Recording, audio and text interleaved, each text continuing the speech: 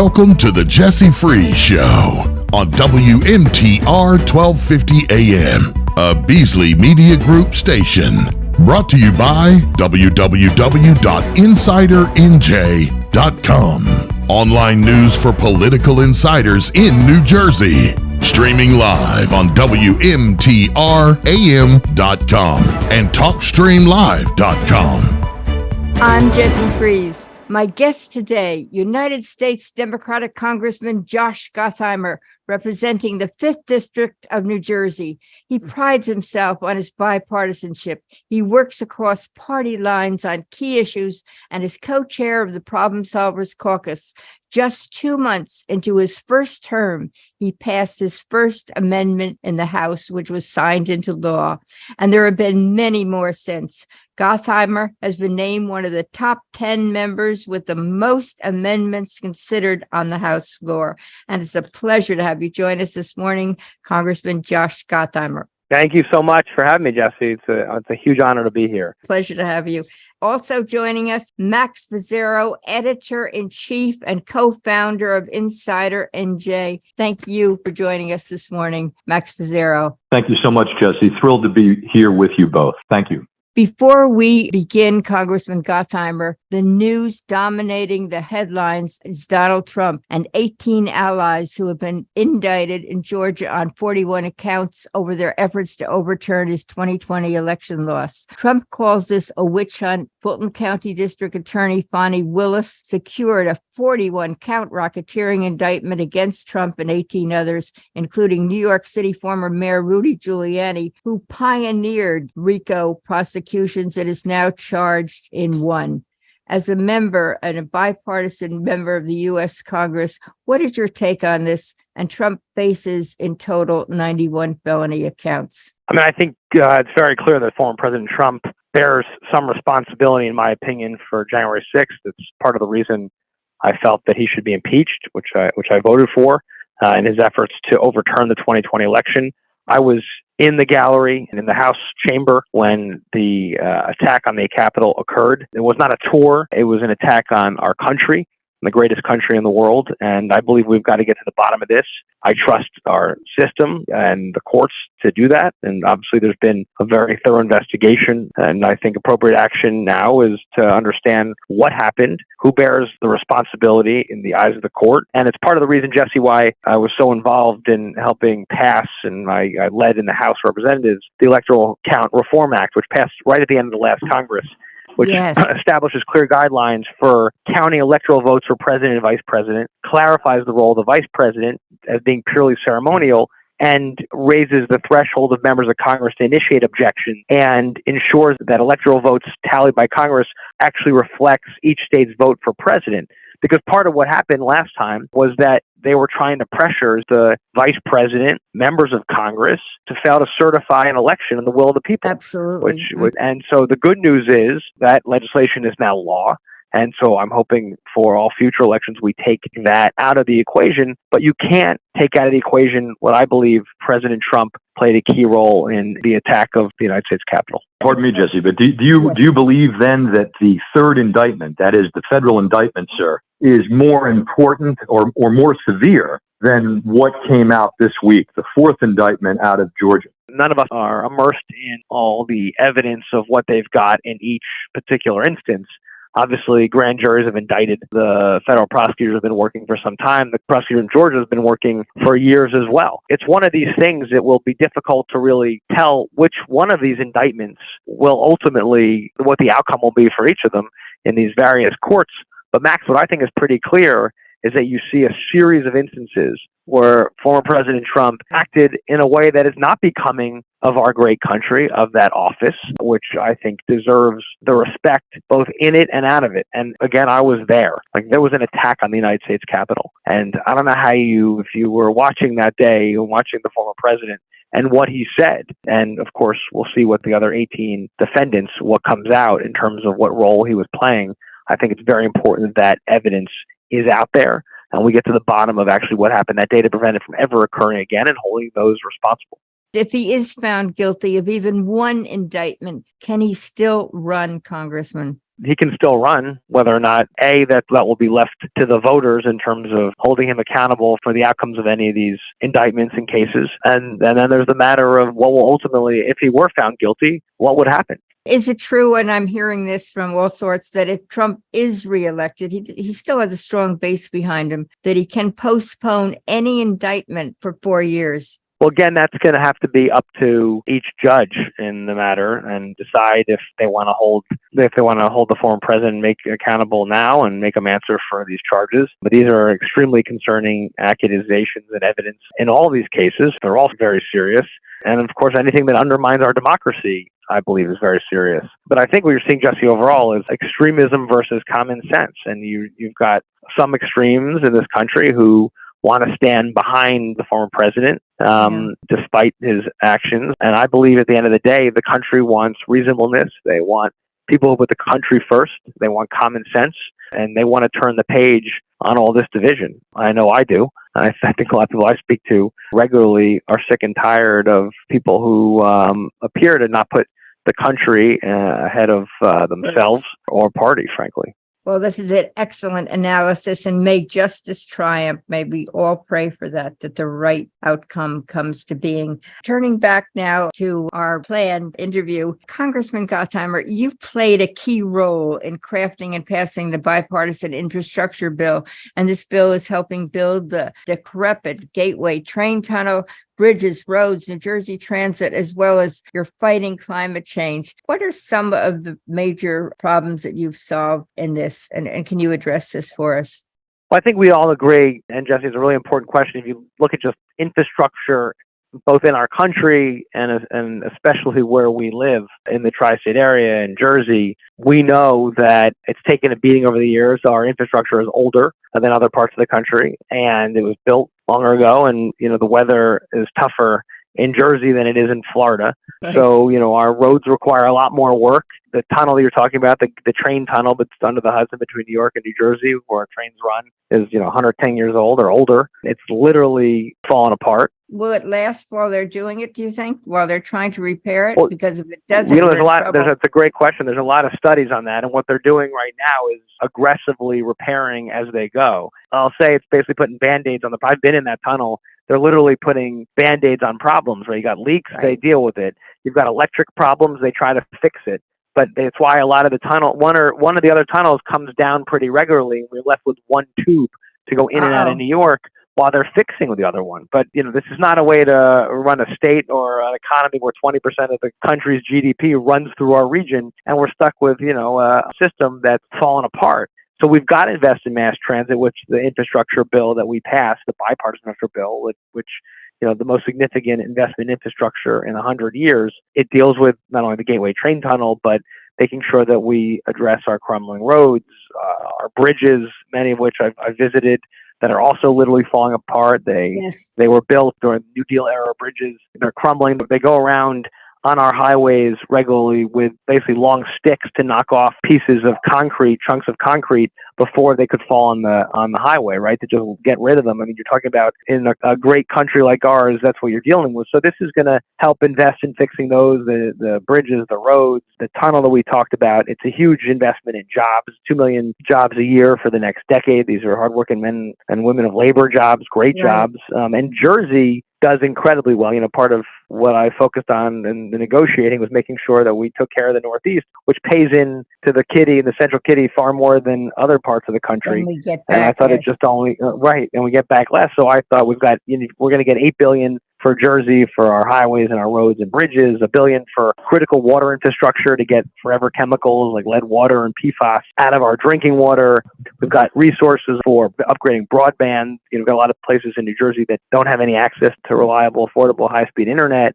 We've got resources for electric vehicle infrastructure and climate resiliency, dealing with floods and issues of that nature, $4 billion for public transportation. When you look at it, it's a huge investment in Jersey and our country and our economy. Well, you're doing a great job. Pardon me, Jesse, but is there a specific stimulus here for best practices, Congressman, essentially more rail and trying to get fewer people out of cars in any sense? Does the money account for any kind of visionary plan in that regard? I mean, part of the debate we had, and it's a great question, Max, part of the debate we had was making sure that you can you're looking forward to the future where you're will invest more in mass transit, of course, and more in electric vehicle infrastructure and alternative energy. At the same time, recognizing that you can't just pull the plug on what we have now, right? I mean, you need both. And one of the issues I've been talking about a lot lately is, the congestion tax. And people keep saying, well, everyone should just take mass transit. And I said, well, I'd love that. I'd love a system where we had mass transit the way some countries do, where it is reliable and is dispersed to all parts of suburbs and not just some areas, and actually doesn't leave out the rural parts of our state. But the truth is, right now, our mass transit system needs a lot of investment still. It's why I fought so hard for the infrastructure bill and to make sure we invest in mass transit, because New Jersey Transit doesn't go to a lot of places in our state. Our bus system, as you know, is not everywhere where it needs to be. We've got a bus terminal that can't handle more capacity in New York City for where people are commuting to. We're doing more on electric buses now, and that's in this bill, but you still need a place for the buses to go, and they need to go on the roads as well, and those roads have to work. Unfortunately, the reality is that our bus services have been cut back since the pandemic, so in a lot of places there are no buses. You've got rural parts of New Jersey that have no bus service or even any train service. You got a lot of suburbs with zero train service, and I talked about the Gateway train tunnel, and Jesse, you were saying it's incredible. You can't add more capacity and more train. We can't even add more trains to the system. There's no way they'd get into New York. As it is, they're backed up outside many of our train stations. If you go to Secaucus or Newark, you got to wait because there's no room to get into the system. We don't even have room on enough platform space in New York's Penn Station to let people off. So all these things have to be fixed, right? So you got to fix these things and invest, and then you can tell people, hey, we expect you to use more of this, but you're kind of putting the cart before the horse. We got to do both at the same time. We got to But do we have enough funds and make sure our roads are fixed. Do we have enough funds to fix all this, Congressman? Well, I certainly am going to keep fighting for more. We just got $1.2 trillion for the country and a huge slug for Jersey. But, we're going to need more investment to keep it up on both fronts. And that's where, something I've been very focused on since the day I got to Congress. And we're going to have to keep investing and encouraging people wherever they can to build more mass transit options. But it all comes back to, for New York, we've got to get this Gateway train tunnel done, which will give us 4 tubes ultimately when it's finished, 2 in, 2 out. And we've got to make sure we fix the bus terminal in New York City and get these platforms expanded. Absolutely. And the last on this list is climate change. Are we standing on the precipice of disaster with climate change? Well, I don't know, anyone who's living in the world right now, I don't understand how you say that climate change doesn't exist, right? They still have this debate with some folks, although it's far fewer than we used to with all these climate issues that we're facing as a country. And we see it with the flooding here and with fires and storms around the country and the heat waves. The great news about legislation, not just the infrastructure bill, but the Inflation Reduction Act, which we passed at the end of last Congress, makes significant investments in climate resiliency, in electric vehicle infrastructure, incentives for people to move to alternative and cleaner energy, because I think you need to incentivize people to do that and to build and to make these investments and make it affordable for folks. We've made the largest climate investments ever in the last couple of years, and I think that's critically important, but it doesn't happen overnight. And as you know, we live in one world. So if China keeps putting online coal plants like they're doing right now, that affects us, right? You're still right, and so it's not like you can build a giant wall to the air where you say, "Well, that's over there. That's your problem." We're all sharing the same planet here. And Congressman, the next on my list, New Jersey is still suffering from SALT, or the federal tax deduction for state and local taxes, which has been capped at $10,000 since 2017. New Jersey has among the highest property taxes in the nation. And by reducing the SALT deduction, New Jersey residents are forced to pay taxes on their income twice. This is unfair. It's burdensome. Will this ever be solved? And what can be done about it? Well, Max will tell you, Jesse, I've been talking about this issue since we've talked about this issue since the beginning of this fight, when the red states stuck it to us. I affectionately call them the moocher states, because they take far more from everyone else than they put in, and they decided, listen, they were going to give other tax breaks for themselves at our cost, and that's literally what they did. Was they took that salt deduction, and folks who don't know about this, this is where it used to be that you could deduct what you paid in property taxes and your state income taxes, but from your income before you pay taxes, your federal taxes, so you didn't get taxed twice on the same income. And New Jersey, for property taxes, are higher. I wish they were lower, but it is what it is. We're able to deduct and save money, and now we can't. So two things I like to see is, one, obviously, let's get these property taxes down and taxes down overall in Jersey, but secondly, we need to get this deduction back fully so that it's not limited, as you pointed out, Jesse, at just $10,000 total that you can deduct with what you pay in your property taxes and your state income taxes.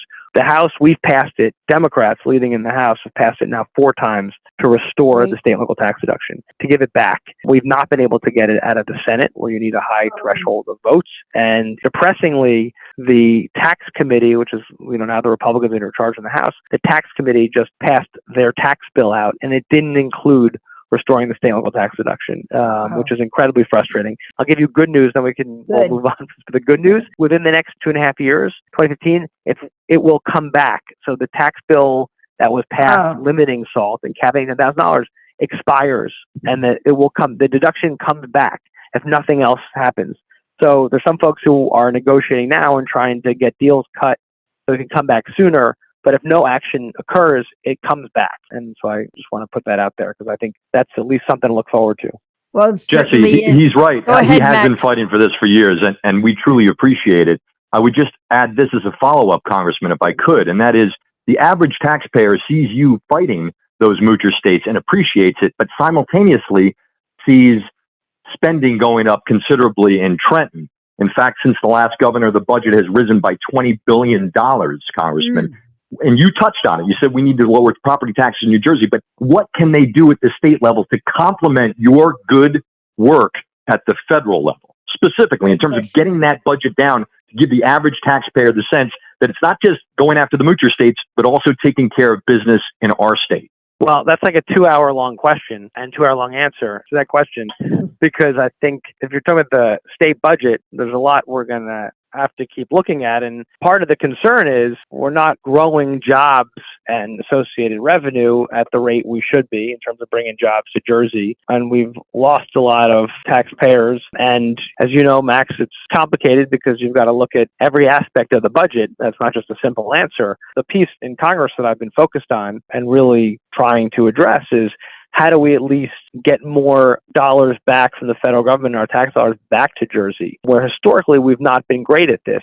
So when an infrastructure bill passes or the CHIPS Act passes, something I worked a lot on, the bipartisan CHIPS Act, which deals with the fact that all these, we saw this during the pandemic, especially all these things like semiconductors and chips that are built in China and how reliant we are on that region for chips, and we don't build enough in the United States. And it's incentives to actually start building more in the United States, which I think is critical to our competitiveness, especially against China, which I see as our number one adversary. We have to figure out how we get more of these jobs here, more of the creation of our manufacturing base here, and bring these jobs actually to Jersey and fight that when bills come out like the CHIPS Act, we in Jersey actually fight for dollars to New Jersey. When the infrastructure bill happens, we fight on all these competitive grants with other states to make sure those dollars come to Jersey. And we're up in my district, since I'm in office, 357% in terms of what we're getting back to the 5th Congressional District, just by fighting for these dollars for cops and firefighters and fire trucks and roads and other things. And that's the part that I can do a lot more to play a direct role in right now, and it's where I'm going to continue fighting for. So, Max, you asked a great question. I'm not sure I can answer you in even a 20-minute radio show without having a much longer conversation on this, but I think you're right to bring up the concern. By restoring the SALT deduction, we can provide immediate tax relief to hard-working families, which is so important for New Jersey.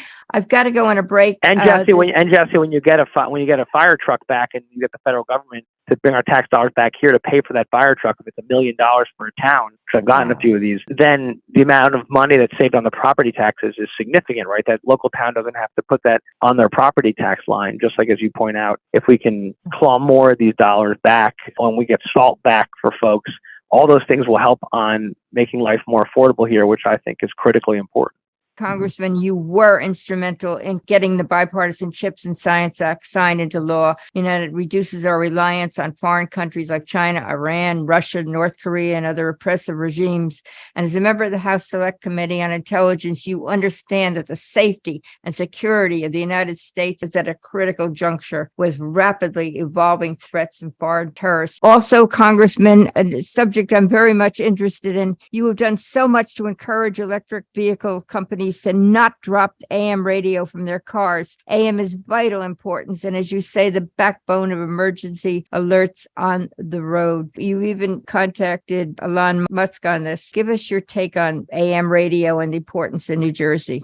Well, you just said it well. I mean, not just is AM great for shows like this and for sports and for news, but we've invested as a country a significant amount in the National Public Warning System, which it backs up AM radio stations to make sure that, God forbid, there's a cyber attack or a nuclear threat or a natural disaster like Sandy, that our radio systems are still able to work and people can still get information, right? That AM still works.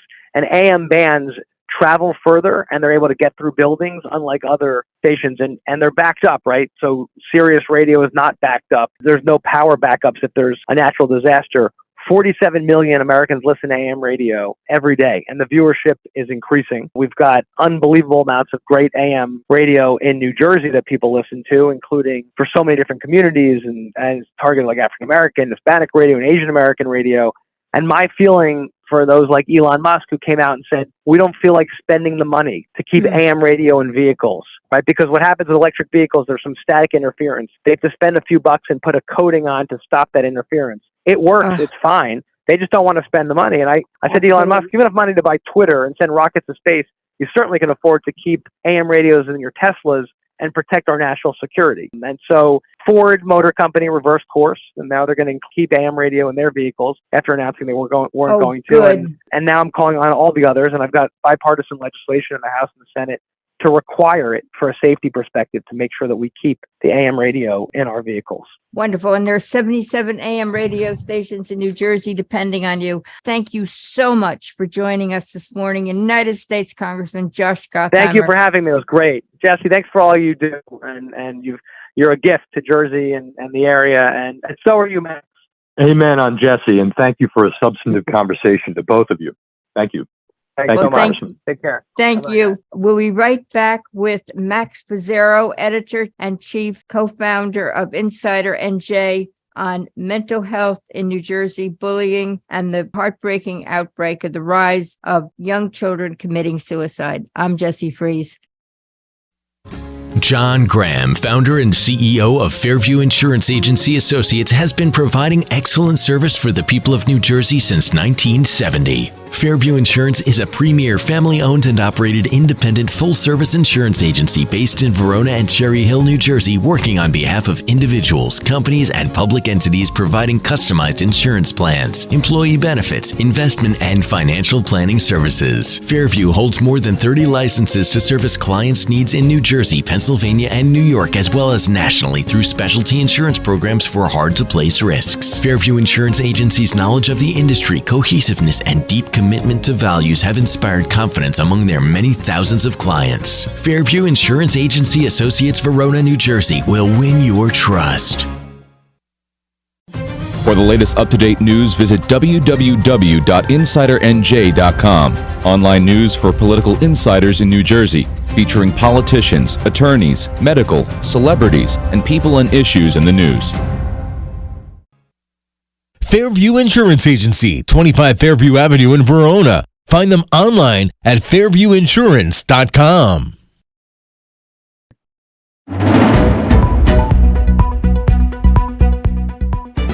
Welcome back to the Jesse Fries Show, brought to you by www.insidernj.com. Online news for political insiders in New Jersey. Welcome back. Max Pizzaro, as chief editor for Insider NJ, what is your take on Donald Trump and his 18 allies' recent indictments in the Georgia case? Well, I think it's one of the most important indictments in our country's history, Jesse. I think this is an indictment that truly tests the foundations of the country and the limits of power and the degree to which we, as a nation, will allow one person to assume despotic control and conceivably nullify an election. He's been charged with standing at the head of a criminal conspiracy numbering at least 19 people, and they are named in the indictment, and going and willfully, when he was advised and he knew he had lost the election, going and attempting to use his power to overturn the results of the 2020 presidential election. You're asking me what my immediate thought is of it, and that is, yes, this will be difficult to tie to Joe Biden or the Democrats in Washington or in New York City because it's coming out of Georgia. This is the Fulton County prosecutor, and this was a Republican Secretary of State leaned on by the Republican president who resisted his attempts to reverse the election in Georgia that Joe Biden won. It's a very, very serious case that goes to the heart of our identity as Americans. It certainly is. Max Pizzaro, you have written many heartbreaking accounts of children being bullied and committing suicide. What is being done to stop this, to fix this? Tell us about your interviews with some of these parents of children who have taken their lives. Well, Jesse, you actually educated me regarding a bipartisan social media bill championed by U.S. Senator Richard Blumenthal, it's called the Kids Online Safety Act, and Senator Marsha Blackburn. Yes, and I didn't know anything about this until you keyed me into it, and I really think there's a lot of value here, because I will say this, Jesse, many of these laws don't have any teeth. And it's just, frankly, a lot of talk. And you and I have both spoken with Diane Grossman, and she said we don't really need any more laws without teeth. And I do think this bipartisan Kids Online Safety Act does have some teeth, and it would update the Children's Online Privacy Protection Act. It protects children under age 13, and it specifically lays out what corporations that own these social media platforms need to do in order to limit the influx of damaging material into our kids' minds and lives.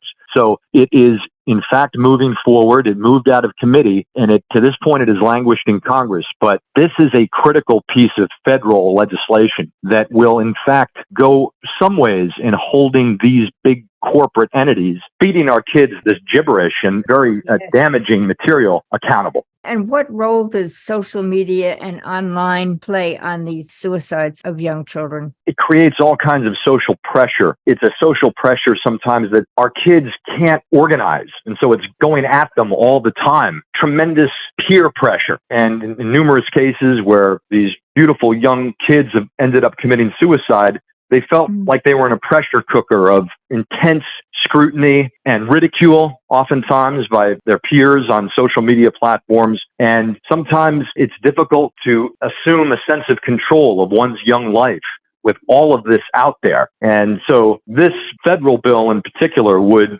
stem some of that. And there's still a long way to go. And of course, as you and I have discussed before, it really does begin with families and parents in our own homes, really making sure that we're vigilant and protecting our young people. Starts there, but we also need legislation, and we need social factors to assist us and to fortify our best efforts to protect our children, the most vulnerable among us. They certainly are. Unfortunately, we're running out of time. Max Pizzaro, last question. What are some potential signs parents and caregivers should be aware of that might indicate a child is struggling with suicidal thoughts? I think that children have a tendency to become withdrawn. This is a virtual world, Jesse, that our kids are contending with. And what happens is they become more withdrawn from their families and more engaged in those so-called relationships and friendships online. And the telltale sign is when you see your child withdrawing from those normal family interactions and becoming more subdued or becoming disengaged from reality. That's the first telltale sign. Our time has come to a close. Thank you, Max Pizzaro, Editor-in-Chief of Insider NJ, and Congressman Josh Gottheimer for joining us today. It's been a pleasure. Jesse, it is an absolute pleasure to always be with you. Thank you so much for everything you do, and I'm just thrilled to be on the show with you and with the Congressman. Thank you. Oh, thank you. I'm Jessie Freeze. We'll be right back.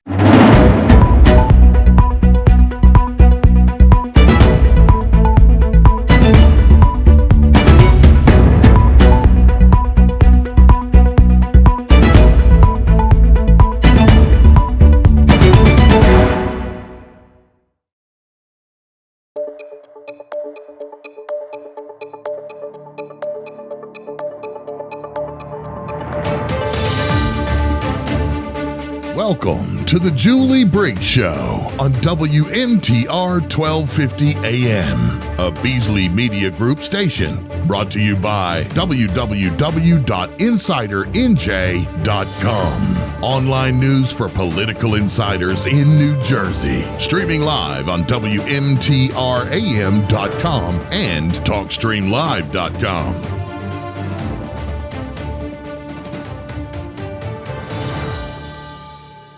Trump indicted for the fourth time. Joining my political roundtable this morning, Alan Steinberg, columnist for Insider and J, Independent. Thank you so much.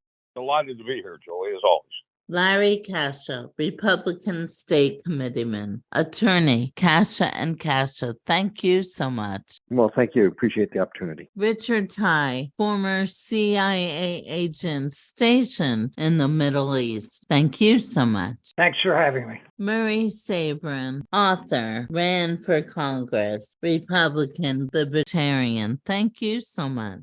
Good to be with you again, Julie. And Dr. Zenon Christodoulou, New Jersey Board of Utilities Commissioner, Democrat. Thank you so much. Good morning, Julie, and good morning, everyone. Donald Trump indicted on 13 counts in the Georgia 2020 election case. Today, based on information developed by that investigation, a Fulton County grand jury returned a true bill of indictment, charging 19 individuals with violations of Georgia law arising from a criminal conspiracy to overturn the results of the 2020 presidential election in this state. The indictment includes 41 felony counts and is 97 pages long. Every individual charged in the indictment is charged with one count of violating Georgia's Racketeer, Influenced, and Corrupt Organizations Act through participation in a criminal enterprise in Fulton County, Georgia, and elsewhere to accomplish the illegal goal of allowing Donald J. Trump to seize the presidential term of office beginning on January 20th, 21.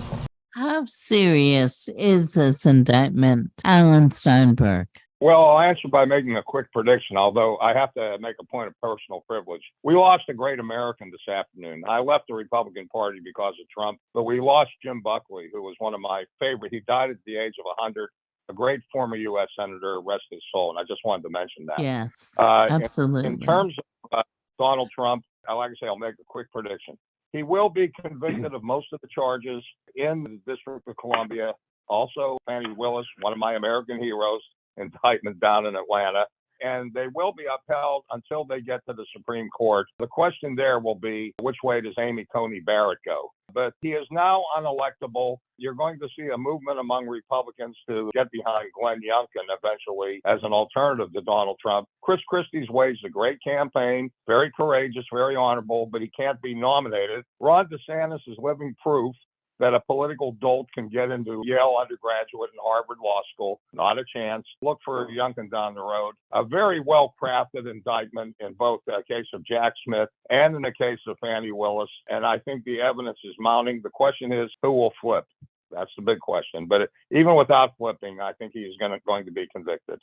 And that's to stop threatening witnesses, because Judge Youngkin may have no alternative but to incarcerate him if he keeps this up. Larry Kasha. Well, if we're looking at the different cases, there are four basic different cases here, and the Georgia being the last with the 20-count indictment. That one of the four might be the strongest. And the reason I feel that way is because we have Donald Trump on tape asking the Secretary of State there to find these additional votes. The other cases that we were talking about here, especially the New York case where we're talking about fraudulent record keeping, that one's going nowhere. Those other cases I don't think are going to amount to anything other than the fact that it's going to be great political theater. The problem that I have is that on some of these cases, especially the New York case, the charges here are stemming back from an incident that took place in 2017. And everybody, the vast percentage of people that are listening to this right now, on some level find it suspicious that they waited until during the election cycle, till after President Trump decided he was going to run again before these indictments took place. And so especially in the New York case,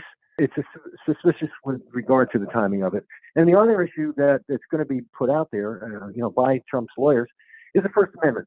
And, where does it start and where does it stop? And does it always have to be truthful? And does it have to be knowingly false in order for us to waive our First Amendment rights? So there's a lot of things that are going to happen within the next couple of months to determine whether or not these cases can go forward and have much effect on the election. Dick Ty. Yeah, I think Smith did a brilliant job of putting this indictment together. He didn't go after what he said, by the way.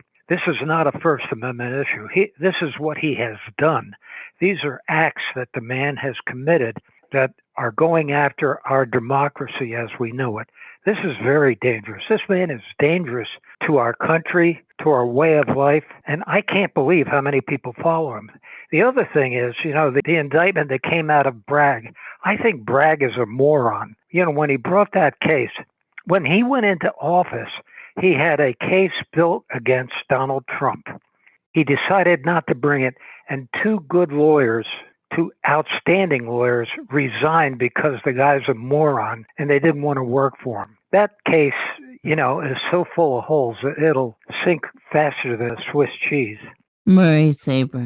Well, it's interesting, Julie, that this is the fourth indictment against former President Trump. And one of my favorite analysts on cable, who is respected throughout the country until he started defending Donald Trump, is Alan Dershowitz, who said in his 50 years of teaching law and 60 years of being involved in law, he's never seen an indictment that has more holes in it regarding the Georgia case. And he said, I did the same thing with what Trump and his associates during the 2000 election, where there was a concern about the Florida vote. And he said, we went in there to try to get more votes for Gore, and we didn't succeed. And that was that. Instead, in this case, Dershowitz said that politicizing or weaponizing the legal system in order to make sure that Trump gets more indictments just before the primaries and the general election. So although I'm not a fan of Trump, I didn't support him in 2016 and the primary, and I didn't vote for him in 2016 either. I just find that the whole thing is an example of the weaponization of our legal system. And this is very dangerous because the Democrats have the power now. They're going after their perceived political enemies, and when the Republicans get in, they may do the same thing, and we're going to go back and forth like a tennis match of who's got the power and who are they going to go after legally. And so what Dershowitz said, this is kind of fascinating. Dershowitz says he wants the opportunity to vote against Donald Trump in the 24 election for the third time, because he voted against him in 2016 and 2020. So I think Dershowitz should get a round of applause for saying, let the people determine who's going to be in public office, as opposed to using the judicial system to try to undermine a political candidate. And I think we have to applaud him, because he's certainly not doing this as a partisan. He's a liberal Democrat. He's proud of it. And he says in our democracy, the people should determine who's in office, not the judicial system. Dr. Zenon Christodoulou. Well, Murray, I agree with you totally. I think the path we're heading down here is a very dangerous one for our democracy, for our country, and for our social structure. Alan, to your point about this maybe going to the Supreme Court, I think you're right on that. But I think over the next 6, 12, or 18 months or more, I think the public is going to be so familiar with the Constitution's supremacy clause and how federal employees and officials are immune from state prosecution, and how they can kind of tweak that to their advantage. But the worst thing about this is what it's going to do to our society. Already it has divided us. It has helped or created a distrust of the political system more than I've ever seen. People have always been a little bit cynical of things, but now we are in clear camps.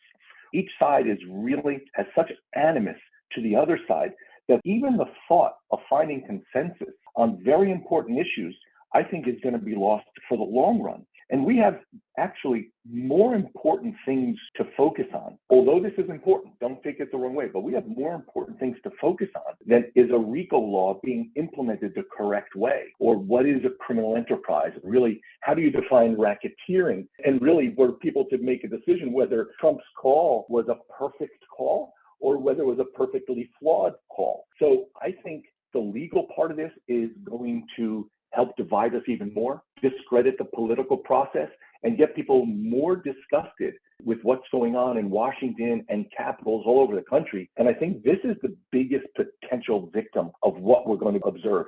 It's the trust in government. And I hope that we can come out stronger from this. I'm optimistic, and I think we will. People will eventually realize that our system does work with all its flaws. We're going to come through the country, and democracy itself should be all the stronger for it. But, tighten your seatbelts. This is going to be a hell of a ride. I have to inject one quick.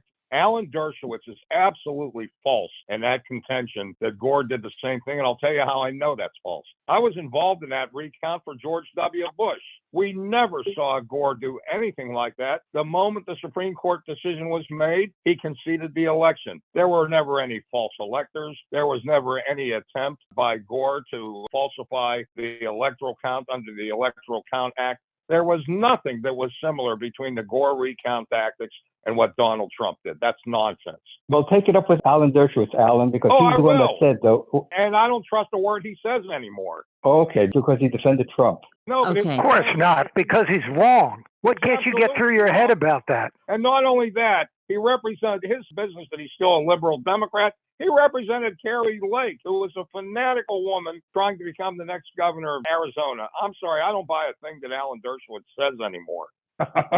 It's amazing. It's amazing how people turn on someone who they disagree with. When he was the darling of the Democrats for decades. It's not. Well, you're full of beans. I was there. I was there for that recount. I know what happened. Okay. Well, he doesn't want to accept it because these are known as facts.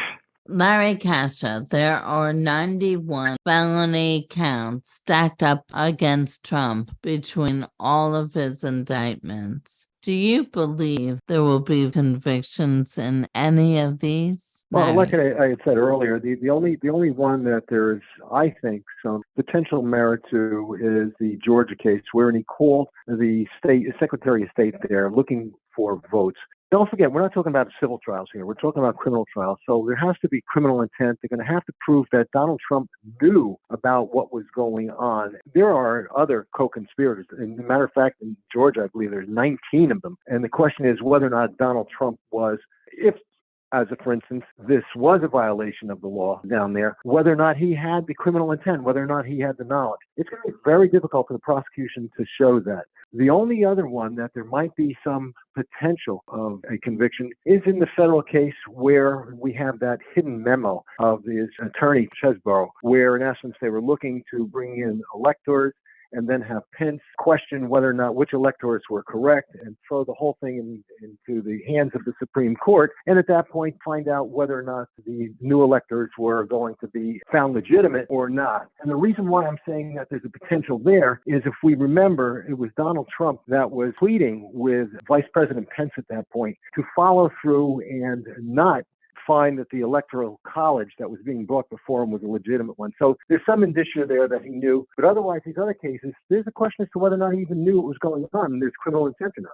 Alan Steinberg, Mark Meadows is seeking to get his case moved to federal court. What is the significance of these charges at the state level versus federal? Well, Mark Meadows may have a case to have his portion of the case removed to federal because the question is whether he committed his criminal acts under color of law. Donald Trump is a stone loser if he tries to have his indictments moved to the federal court because the president has no role in the electoral college. He has no role in the counting of votes whatsoever, nothing at all.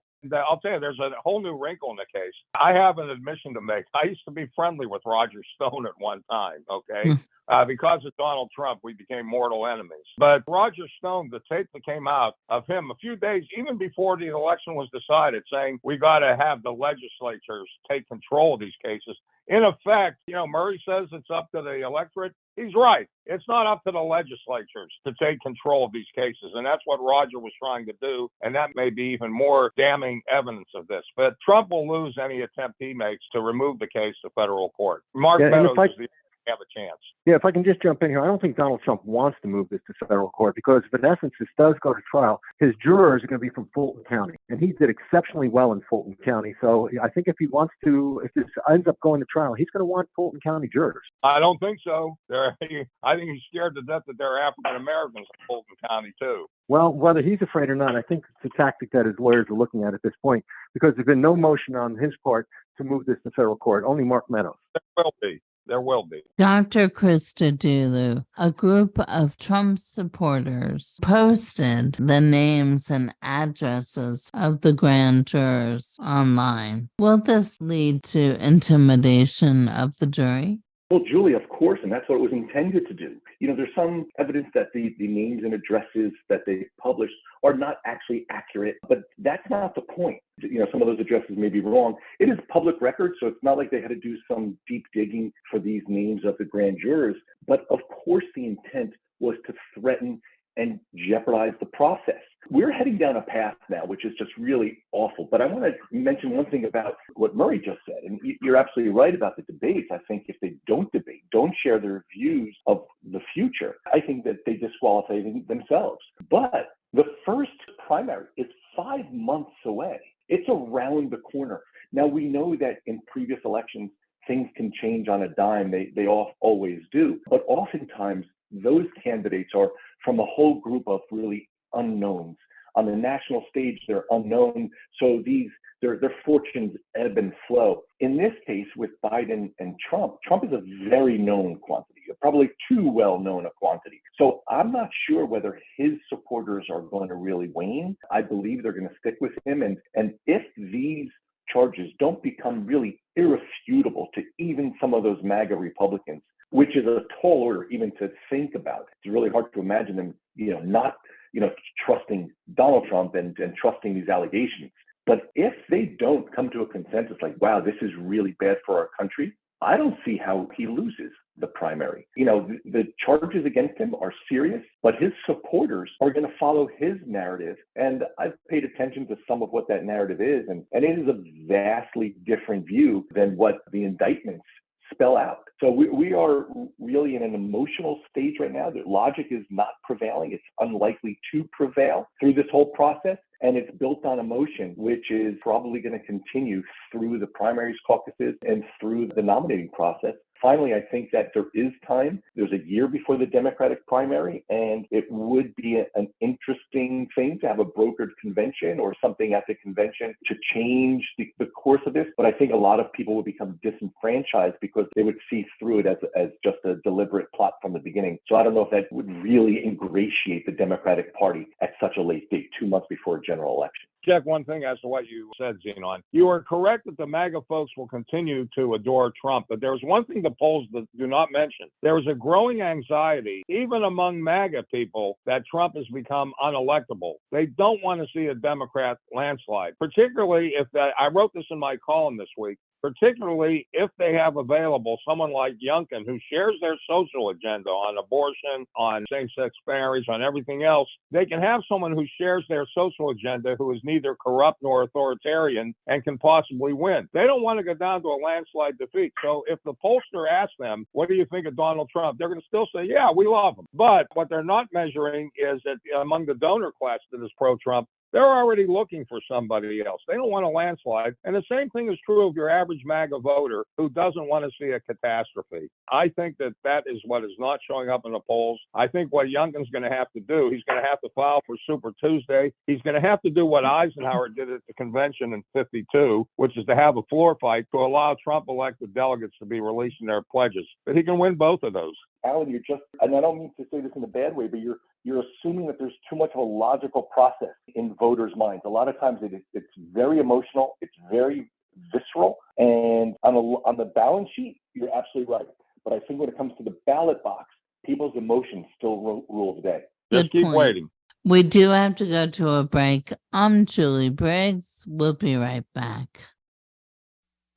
John Graham, founder and CEO of Fairview Insurance Agency Associates, has been providing excellent service for the people of New Jersey since 1970. Fairview Insurance is a premier family-owned and operated independent full-service insurance agency based in Verona and Cherry Hill, New Jersey, working on behalf of individuals, companies, and public entities providing customized insurance plans, employee benefits, investment, and financial planning services. Fairview holds more than 30 licenses to service clients' needs in New Jersey, Pennsylvania, and New York, as well as nationally through specialty insurance programs for hard-to-place risks. Fairview Insurance Agency's knowledge of the industry, cohesiveness, and deep commitment to values have inspired confidence among their many thousands of clients. Fairview Insurance Agency Associates, Verona, New Jersey will win your trust. For the latest up-to-date news, visit www.insidernj.com. Online news for political insiders in New Jersey, featuring politicians, attorneys, medical, celebrities, and people and issues in the news. Fairview Insurance Agency, 25 Fairview Avenue in Verona. Find them online at fairviewinsurance.com.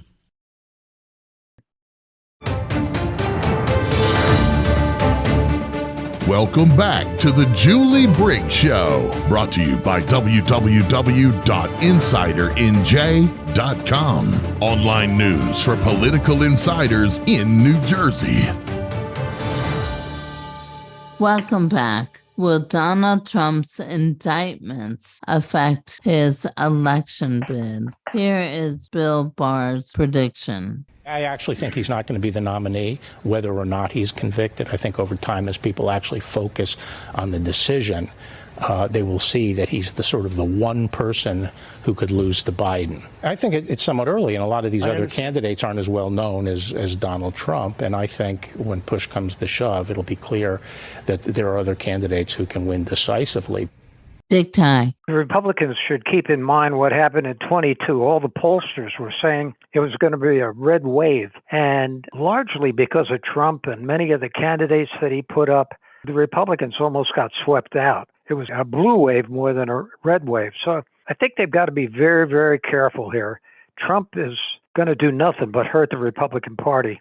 He's demolished what the Republican Party used to stand for. There aren't many real Republicans left. And by the way, I think Chris Christie is one of them. Larry Castro.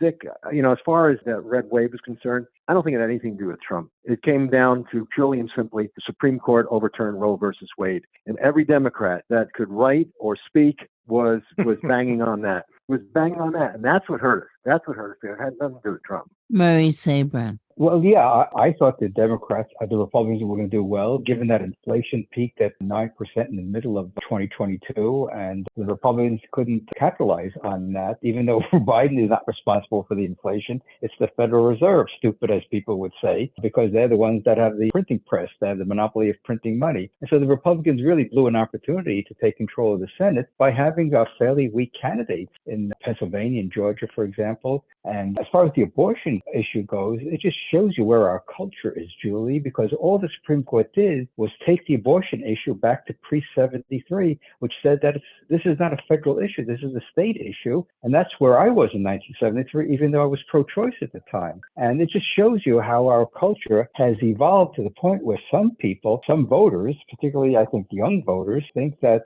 maybe some older voters, think that abortion is the most important issue facing the country. And when we have a war in Ukraine, we have an unprecedented debt, we have regulations that are stifling the economy. And so we have a budget that's literally out of control. The debt is going to keep on rising until one day we wake up and there'll be very few buyers of our Treasury securities. And that's when we go into high gear where the Federal Reserve will have to buy up all this debt. And that has huge implications for the economy. And no one's talking about it. The only one that seems to be talking about these issues, which ironically is in the Democratic Party, it's RFK Jr., where he's talking about the Ukraine war. He's talking about the military-industrial complex. He's talking about Big Pharma. He's talking about the border issue. And you would think that the Republicans would be smart enough, if they understand the issues, that it's the Federal Reserve that's distorted this economy and the unprecedented spending on both sides of the aisle. And I'm making a nonpartisan issue here, even though I'm a Republican. The spending on both sides of the aisle has been incredible for the past 20 years.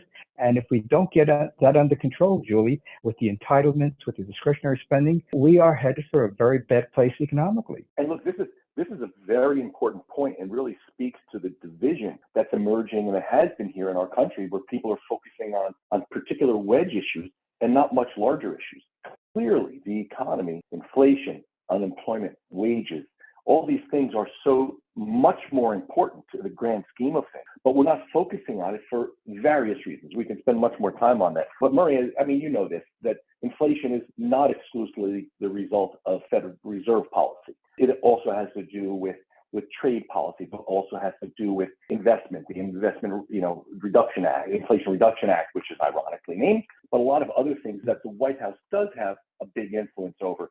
But to your point, and I agree with you, we need to focus on keeping our economy strong, finding ways to employ people in high-wage, high-growth jobs, and without breaking the bank, because if we do go into an even further downturn, if the war in Ukraine escalates more, if oil and gas prices rise as they did, and we saw the repercussions of this, what are we going to do? How many tools do we have left in the toolbox to fight these inflationary pressures? And I don't know that we have much left at our disposal. So it's a really important time for us to focus on large picture items and not just what the broad-based media, mainstream media is feeding us, because the people have to stay aware of what the future really holds and what the decisions we make today will impact over the next generation. And I think we're taking our eye off the ball, as it seems you do as well. Alan Steinberg. I want to address something Murray said. You know, Murray, none of us are women here today except for Julie. And so women, the right to make a decision over their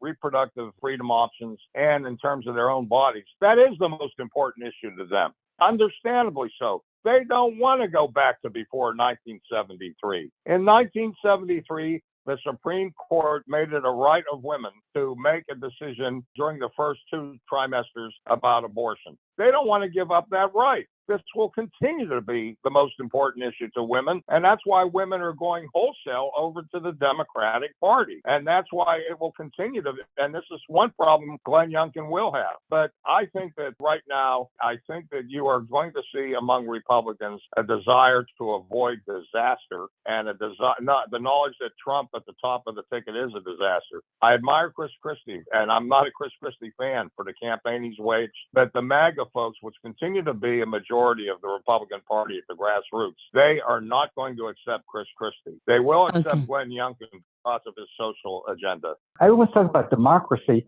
Well, isn't democracy basically done at the state level, where a lot of issues are decided, or most issues are decided? So what the Supreme Court said, let the states decide this issue instead of the federal government. And we know that states, even red states, are making abortion legal. So what's the problem here? I think this is another wedge issue that the Democrats have been using pretty successfully in driving their voters to the polls. But the point is, democracy is working. Red states are allowing for abortion, and so be it. Even though I disagree with that, so be it. The vast majority of the people who are out there that are voting at this point aren't looking at the intellectual side of those conversations that we're having today. They're not looking at the fact that the Supreme Court didn't really make its decision based on abortion. It made its decision based on the fact that the original Roe versus Wade case might have been decided on constitutional precedent that shouldn't have been decided, because there's no right to privacy in the Constitution. And most of the people aren't concerned as much with the economy as they are with whether or not Britney Spears is still under a conservatorship. And so unfortunately they vote off of sound bites, and they don't take the intellectual route and think about what's happening to the nation. Chris Christie is one of the only candidates swinging at Trump. Were you surprised, given you know the former president and his penchant for either taking advice or not taking advice, that he canceled that Monday press conference he'd set up because of his lawyers? No, I'm not surprised by it, because what he now knows is he's facing jail time. And he can't make his situation much worse and expect those lawyers to be able to do anything to help him. What he should have done is listen to his lawyers back in the White House between November of 2020 and January 20th of 2021, when they told him, if you continue with this election interference activity, you are going to spend the rest of your life dealing with the criminal justice system. Will this strategy work for Chris Christie? Larry Kasha. I think it will, to be perfectly honest with you. It's something that he's done now for several weeks. 2 weeks ago today, he was on Face the Nation, and he came out swinging against Trump. I think the nation basically likes the fighter that Trump is. They don't care for his tactics and his morals and his methodology. But Chris does, Chris has that same ability to come out swinging, and I think they're looking for that at this point. And I happen to think that we shouldn't count our former governor out. I think Chris Christie has an excellent shot of being the alternative to Donald Trump because he has some of Donald Trump's qualities that we admire, but he doesn't have the problems with his personality that Donald Trump has. Dr. Krista Duther. If we go back 8 years, Christie really was the Donald Trump before Donald Trump because he was the guy calling it straight and really focusing on people. If the Republican Party was, as I believe they were, looking for an outsider to be critical of government, 8 years ago it was Chris Christie. Trump just came in and upended everybody and outdid them, outplayed Christie at his own game in a way. But you know what? This current situation with all of Trump's indictments and legal troubles couldn't be a better script for Chris Christie. Because as a former U.S. attorney and prosecutor, this fits right into his comfort zone.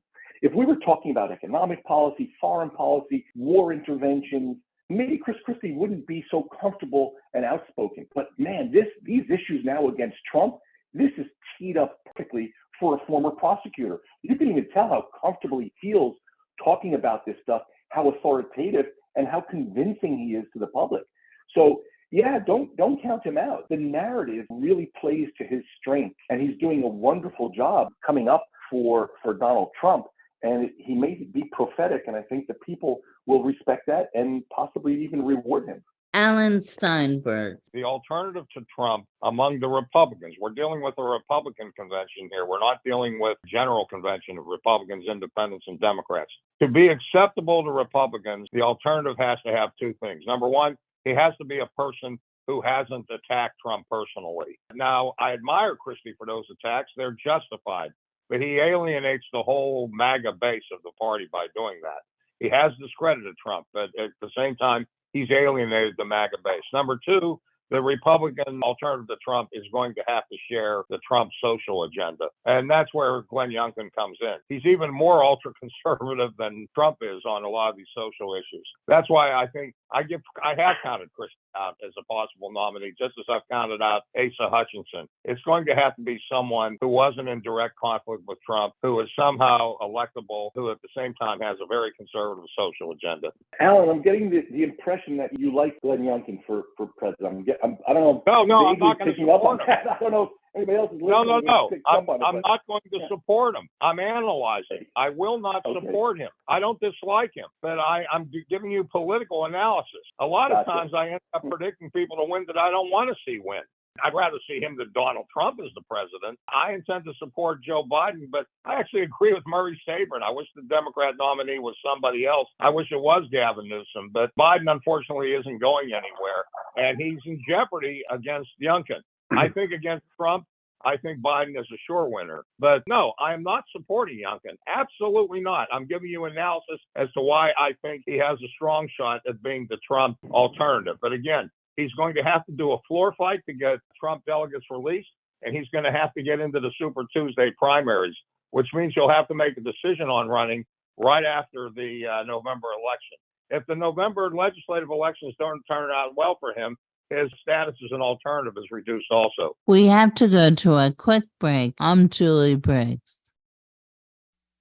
John Graham, founder and CEO of Fairview Insurance Agency Associates, has been providing excellent service for the people of New Jersey since 1970. Fairview Insurance is a premier family-owned and operated independent full-service insurance agency based in Verona and Cherry Hill, New Jersey, working on behalf of individuals, companies, and public entities providing customized insurance plans, employee benefits, investment, and financial planning services. Fairview holds more than 30 licenses to service clients' needs in New Jersey, Pennsylvania, and New York, as well as nationally through specialty insurance programs for hard-to-place risks. Fairview Insurance Agency's knowledge of the industry, cohesiveness, and deep commitment to values have inspired confidence among their many thousands of clients. Fairview Insurance Agency Associates, Verona, New Jersey will win your trust. For the latest up-to-date news, visit www.insidernj.com. Online news for political insiders in New Jersey, featuring politicians, attorneys, medical, celebrities, and people and issues in the news.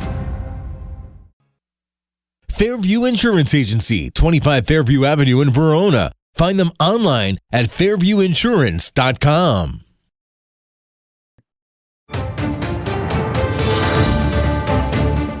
Welcome back to the Julie Briggs Show, brought to you by www.insidernj.com. Online news for political insiders in New Jersey.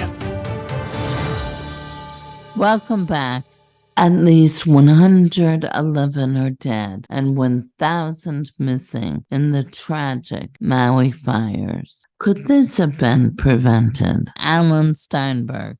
I don't know if it could have been prevented. I'm still studying all the facts and circumstances. It is a terrible tragedy. It proves something that, people talk about the dangers of war, nuclear war, and everything else. The worst disasters in life continue to be natural disasters like this. Horribly tragic. I don't know what can be done to prevent it.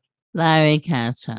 Well, preventing it, I'm not sure there's anything they can do about preventing it, but what they can do there is potentially improve their warning system. Apparently the sirens weren't going off because those are the normal sirens that they use in case of tsunami.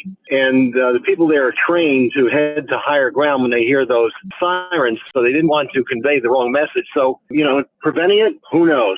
Potentially minimizing the loss of life, there's something that potentially could be done there. Dr. Krista Duther. Certainly it would have been an incredible blessing to have this avoided, but it doesn't seem like that would have been possible. But as we just heard, certainly some of these lives could have been saved if things were handled differently. What that could have been in hindsight, sure, we're going to figure out what should have been done. But at the time, it's a tragedy beyond belief. It continues to be. I spoke with a colleague who is a commissioner over there in Hawaii, and it seems that everyone in Hawaii knows someone or at most 2 degrees of separation from someone who lost their lives or is currently missing. It's hard to imagine that of the 1,000 you mentioned, Julie, that are missing, that unfortunately that many, if any, are going to be found in the right state. People who got in the water, the temperatures of the water were unsurvivable. As crazy as that may sound, if we see a huge body, Pacific Ocean, you're fine. But the temperature of the water heated up so much for 2 miles out to sea that anybody who even attempted to swim might have just found it, was an impossible task. So we have to learn from this as best we can, take preventive measures for the next thing. But as we see now in Canada and Portugal and Greece and so many other places around the world, Mother Nature is relentless. And as much as we try, we can't eliminate those issues. And actually, I think, Larry, you may have mentioned that nuclear weapons aren't worse. Actually, nuclear weapons are a lot worse because not only would they kill people instantly, and we're talking millions, but also it would create these kind of fires everywhere in the region. So let's hope that we limit these things and don't even begin to think of surviving a nuclear attack from anyone, because this is all things that we cannot take any chances with. Changing gears, at a Moscow security meeting, China's defense chief called Taiwan unification inevitable.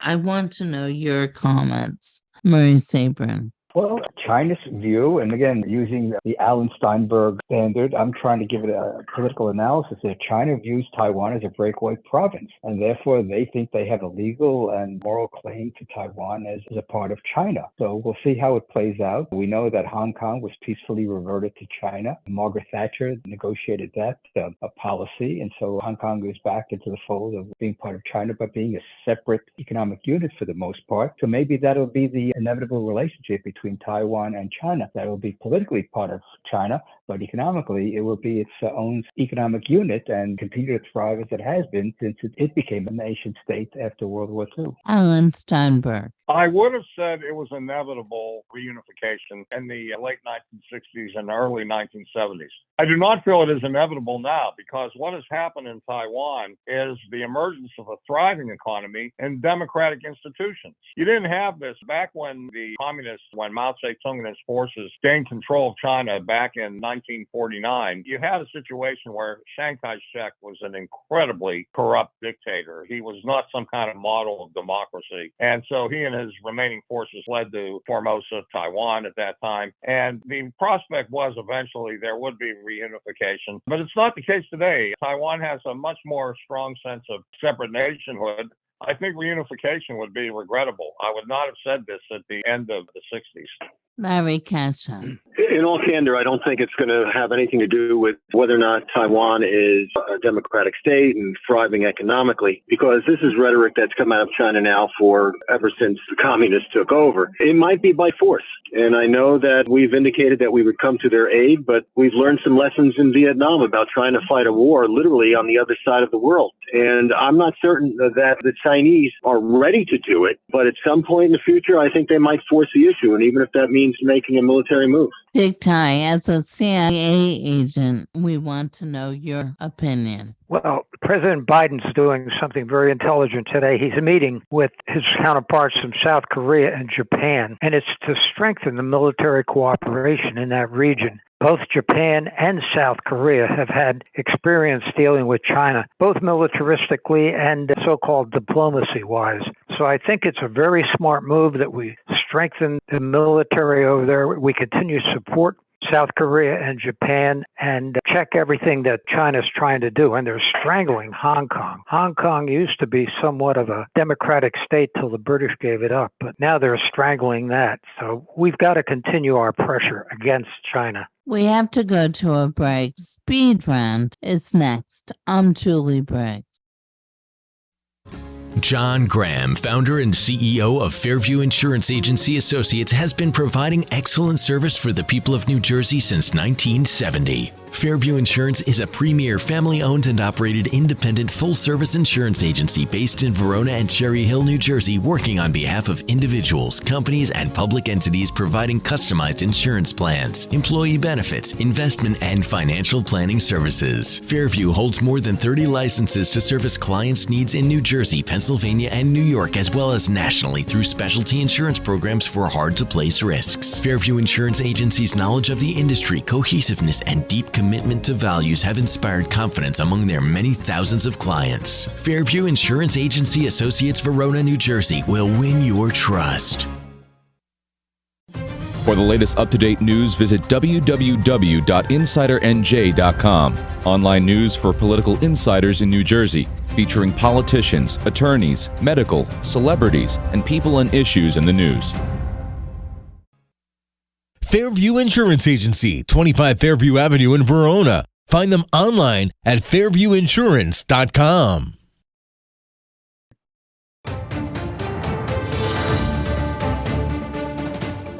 Welcome back to the Julie Briggs Show, brought to you by www.insidernj.com. Online news for political insiders in New Jersey. Speed Round is brought to you by Fairview Insurance Agency in Verona and Local 68 operating engineers in West Caldwell and Atlantic City. Again, Speed Round is brought to you by John Graham, CEO and President of Fairview Insurance Company, Verona, New Jersey. First speed round question, 30 seconds or less answers. New Jersey Senator Dick Cody is retiring after 5 decades of service in the Assembly, Senate, and as acting governor. Your comments. Alan Steinberg. Dick was a Hall of Fame member of the New Jersey Senate, very much statesmanlike. It will be a loss to the state Senate. He was also anti-corruption and very concerned about the downtrodden and the maintenance of quality of education. He will be missed. Now, it's resulted in a major conflagration among the Democrats in the 27th district. Hopefully, for their sake, it'll come to an end soon. I have to say that it's been something to see Brendan Gill's wife move aside so that Brendan will now be able to come into the assembly. That's true marital strength. Larry Kasha. Well, whether you admired his political views or not, you have to admire the fact that he was a statesman and that he served this state for a very long period of time. But I can tell you as a Republican, politically, I'm glad to see him go because he was a strong candidate. And I would imagine that candidate that comes in behind him will be strong, but not as strong as Dick Cody. He knew what he was doing. Dick Ty. Yeah, I agree. Cody was very admired, and people really love the guy. And he's going to be missed in the Senate, and, he'll fade slowly into the sunset. Marie Sabrin. Every time a political leader leaves office, we should celebrate, especially Dick Cody having served 50 years, sort of the poster child for term limits. And when I was running for the U.S. Senate, I spoke to one of his constituents in Essex County who said, and I don't know if it's true because I didn't confirm it, but given that Dick Cody was the insurance business, this gentleman said Dick Cody would use his powers of persuasion to get insurance business as a member of the legislature. So again, here's another example of the cronyism, if this is in fact true, of people using their political position to obtain business for their private business. Dr. Krista Dulu. Senator Cody has been an institution in this state for 50 years. And I heard a few of you say that, he still is, guys. I know he also has a funeral home, but yes, he is. He's still around. I think his legacy will be that he brought so many great policies to this state, including issues on mental health, which I think are critically important. He was one of the first advocates to try and get things moving in that direction. He had a lot of experience with his family that he knows, so God bless him for bringing that to the front of our attention. But I think it's really important that when somebody in business or in politics or anywhere realizes that it is time to go and doesn't look back too late and say that it was time to go. So I think he goes out on top. He's done everything he could have for the state for 50 years. And I think the time is right. He gets to spend time with his family and kids and grandkids and all those wonderful things. And he's not going down until the very end. Like a lot of people have said, they don't want to die in office. And why should they? Next speed round question. A federal district court dismissed a challenge to student loan forgiveness in a Biden victory. Will this last? Alan Steinberg. I've been a firm opponent of student loan forgiveness. The only change I would make would be to allow those with student loans who can't pay to file bankruptcy, but not just a blanket forgiveness. I think that, I think this is an issue, quite frankly, where Biden is trying to, and I'm supporting him as still, although I'd rather see a Democrat replacement. I don't think this is such a winner for Biden to champion this issue. I think that there's a lot of people who decided not to go to college, who went into very good careers for society, particularly in the manufacturing sector. And I don't think they're thrilled to hear that he's trying still to pull it out for student loans to be forgiven. Larry Kasha. Not a fan of student loan forgiven. Why should someone who decides to go into the trades, such as a plumber, pay for the general education of a college student? And plus the fact, I think it really goes beyond the executive order of forgiving student loans. It really goes to the fact that how far can a president go in issuing executive orders? When our last several presidents didn't like the fact that Congress wasn't acting, suddenly they came up with an executive order, which is really beyond the purview of their abilities under the Constitution. So we're going to see this in more and more situations where there's executive orders that we disagree with. Dick Ty. I think it's a mistake. I agree with Larry Cascio on this. This is something that people go into the trades, get no kind of help at all, and now they're expected through their tax dollars to subsidize people who went to college. I don't think it's fair. Marie Sabrin. Julie, this is the most blatant, explicit attempt to buy votes with taxpayer dollars. I mean, this is just so over the top that what the panelists said should be set on steroids. This is totally political. And Alan is right. There should be provision in the law that if you can't pay your debts, you go into bankruptcy. Everyone else can do it on other things, but for some reason, you can't do it for student loans. And by the way, since I'm the only one, I think, on this panel that had a 35-year career in higher education, this is another example of the federal government butting their noses in something that it shouldn't, because what the federal government has done with all the subsidies is increase the cost of tuition, which is the fastest rising component of the consumer price index for the last 20 years, including healthcare, which is another example where the government intervened massively with subsidies. So again, economic and financial analysis suggests very clearly that when the government keeps on subsidizing something, you're going to get major distortions in the economy. In this case, it's a huge student debt burden, and the only way out of this is for students to be able to declare bankruptcy and get the government out of education completely.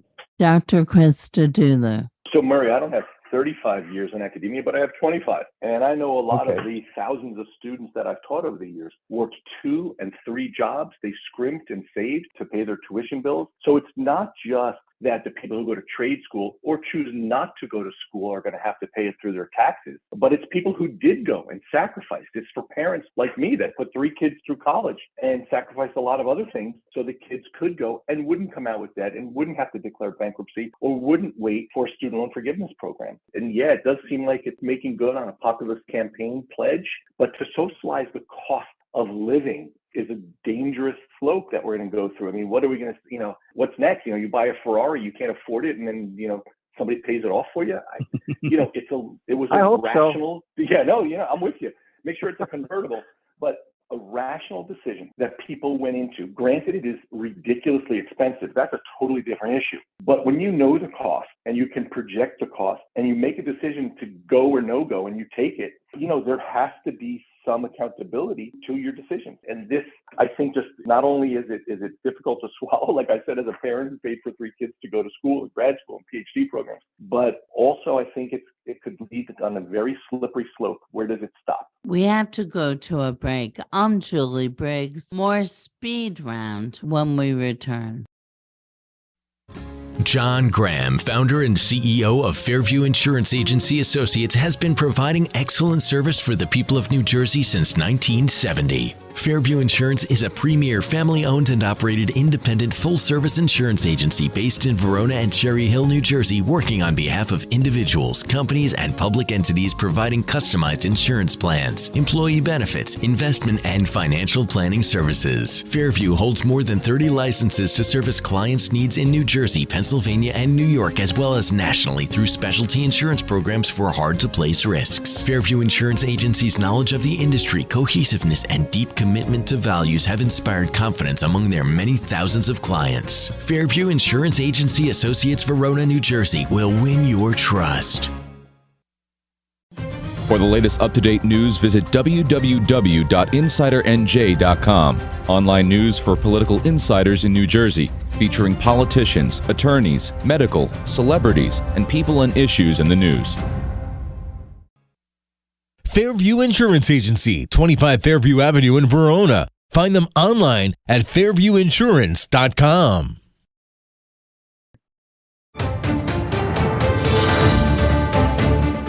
Welcome back to the Julie Briggs Show, brought to you by www.insidernj.com. Online news for political insiders in New Jersey.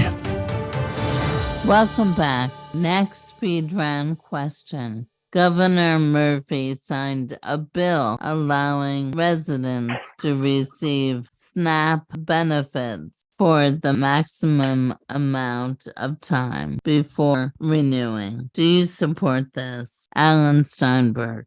Yes, those go to those really unable to fend for themselves to any realistic extent. And I'm always for programs to make basic survival affordable. Dick Ty. Yeah, I agree with Dr. Steinberg. The people in the lower rungs of the income levels need all the help that they can get especially in New Jersey, New York metropolitan area. Our cost of living is just so high and so out of control. So I think they need every kind of help they can get. And SNAP is a good program. Murray Sabrin. Well, again, with my libertarian perspective within the Republican Party, it's not very popular across the political spectrum that all we're doing is making people more and more dependent upon government for basic survival. And we do have a sector that addresses these issues. It's called the nonprofit sector. In the old days, they were called mutual aid societies, which dealt with these issues at the local level without federal government involvement, and it worked quite well prior to the Great Depression. Dr. Zenon Christodoulou. Julie, this is really one of the things, in my opinion, that needs to be on the top of the priority list. And thank goodness that Governor Murphy saw the benefits in trying to make the process by which people reapply to the SNAP program, he made it easier. So the Supplemental Nutrition Assistance Program that we have is to help people that are food insecure. And let's just think about what that means. These people can't afford food to feed themselves or their families.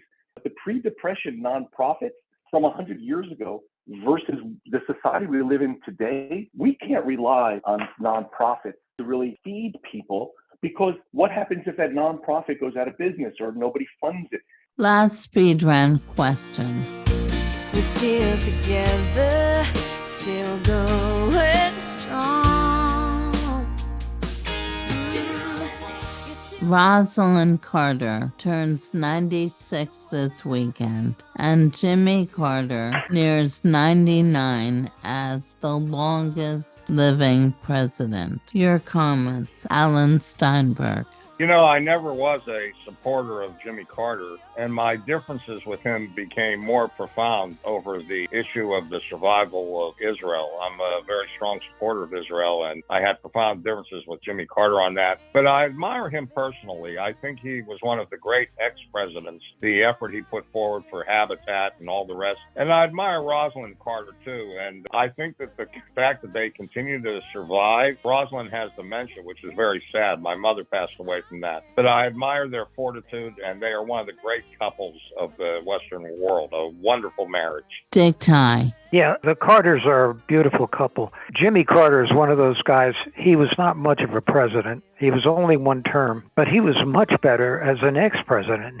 I think he accomplished more. He made peace missions. He's worked to settle disputes in different areas. And like I said, I think he's been better as an ex-president than he was as a president. Murray Sabrin. Well, just congratulations to the Carters on a wonderful marriage, I think 75 years. And let me just say something about Jimmy Carter's presidency, which a lot of people don't know about. If it wasn't for his deregulatory policy, which was done at the behest of Cornell economist Alfred Kahn, the 1980s boom that people give Reagan a lot of credit for would never have happened, because Carter was smart enough to realize that deregulation was strangling American industry, and he ran with that proposition, and we enjoyed a great economy in the 1980s. And on a personal level, I just want to wish my wife a happy anniversary this coming week. We'll be celebrating our 55th wedding anniversary. Oh, congratulations. Dr. Chris Tudulu. Well, I'd also like to wish you guys a happy anniversary. All the best to you, and another 55 years to you. Jimmy Carter was president at a very difficult time. He probably didn't do himself many favors by just being there at the wrong time. But he and his wife, Rosalind, they really have shown themselves to be such wonderful examples, high-principled people that really, I think, dispel the myth. When we talked about earlier, and we talked about so many times, the contempt and criticism that people have today of politicians, you know what? That's not the Carters. Nobody could look at them and say, well, they were corrupt and they did things for themselves or for the wrong reasons. They may not agree with them, but they're shining examples of really how things could be. And let's not forget, Jimmy Carter was a Navy nuclear engineer. He's a brilliant man. He worked hard, and he has maintained his decency, both of them, their decency through the last 50 years outside of the presidency. I think they should be commended and really heralded as great examples of Americans and of decent people. Our time has come to a close. I thank all my political roundtable guests this morning. Alan Steinberg, thank you so much. Thank you, Julie. Always delighted to be here. Larry Kasha, thank you so much. Well, thank you for the opportunity. It's good to debate issues without being disagreeable. Dick Ty, thank you so much, and thank you for your service. Well, thank you, Julie, and it's great to be here with a great panel. Murray Sabrin, thank you so much. Always a pleasure, Julie, and keep up the great work. Dr. Zenon Christodoulou, thank you so much. Julie, thank you so much. Thank you, everyone. Have a wonderful day. I'm Julie Briggs. For Jesse Freeze and myself, have a great day.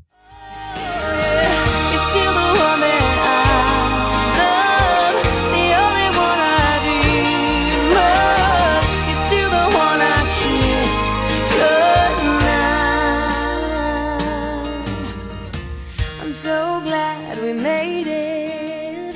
Look how far we've come.